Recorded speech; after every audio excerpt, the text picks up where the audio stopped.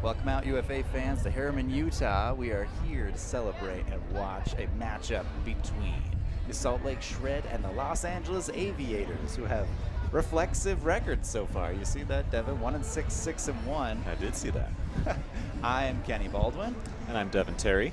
And I'm excited about this matchup today. I know that those throws are certainly within the realm of possibility.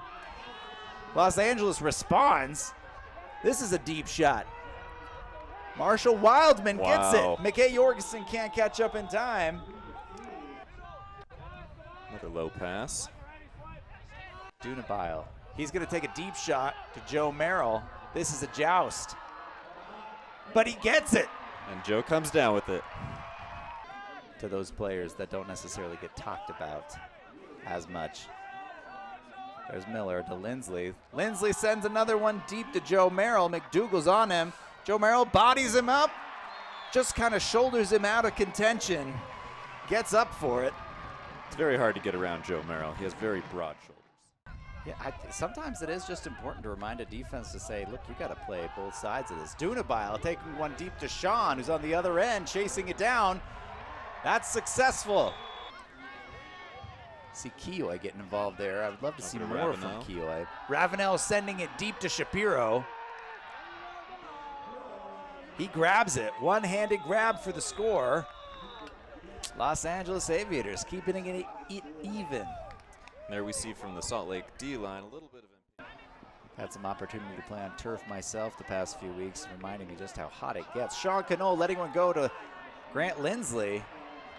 And Salt Lake continues to find success in the deep game. Gets open. Keoy, just talking about him. A big possession-saving grab from Cook. Over to Keoy. Keoy with a big reset. Those types of experienced throws I was talking about. It says, hey, let's get some space. We'll stop keeping the side of the field so crowded. Give our cutters some room. Crack into Ravenel. Kraken. Ravenel gets it for the goal. McCracken to Ravenel. Mining and finding. Cook puts it. And John Haney lays out. You knew the moment that disc was in the air that Haney wanted it. Crowd loving that from John Haney. John Haney, another hometown to play keep away for the rest of the quarter. They're looking much too close to the end zone to do so now. A scuba over the top. Giannis gets it. Definitely not the shot Chad Jorgensen was expecting. Keoy with 10. Over to Cook. Ravenel. Ravenel will take the shot. This will sail into the end zone. Plenty of players there. That's pulled down by Franklin? Franklin. Some bumping going up. It looks like Rusnagel is beat up. I liked the idea. I mean, you had Hoffman streaking deep. Just wasn't the right foot. But now Giannis sends one deep over to Franklin. Being shouldered out by Rusnagel. Rusnagel gets position, but it won't be enough. Franklin, double team. Finds Miller out of that. A big shot deep to Grant Lindsley again. Lindsley gets it. On a platter to Lindsley. Going deep again on Jason Lee, I believe. Giving high fives to the crowd, to his family. Bunch of Lindsley jerseys over there. So Bryce puts Simon Dastrup on the O-line so he can be a deep threat, but then Sean Cannell and Grant Lindsley end up taking over the deep space. You gotta distract him with the one hand, and hearing horns and drums now. Ravenel with it. Just past. Oh, Chad Jorgensen, heads up defense, gets his hand out to break up a reset, and now he's in a dangerous spot to score. Tony Mahunga throws it for him. He gets it. That's bookends for Chad Jorgensen. But they did not throw to him. McDougal, though, shooting to Goldberg. Goldberg gets it for the score over Lindsley. 13-14. Yeah, kind of a goofy line. Not surprised by the call, so. Ravenel's got it.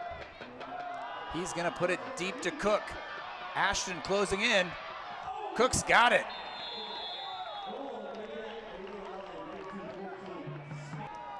It's Joe Merrill. Merrill sends one deep, a big windup. Weinberg is open, but he's just out of the end zone. And wisely throws, oh, Chad Jorgensen. Weinberg won't make it easy on him. A little bit nonchalant there from Kyle Weinberg. We'll be hoping to find something. Steiner gets it up to Schnackner, who sends it deep to McDougal. McDougal shoulders out Joe Merrill. As well as they had hoped. So far, Salt Lake doesn't seem to be too rattled by it either. Sean Knoll sending a deep one to Jace Dunabile, who's been uncharacteristically quiet so far. Ooh. Finley gets there, breaks it up. What an athletic play. The Porter Oiler, marked by Giannis.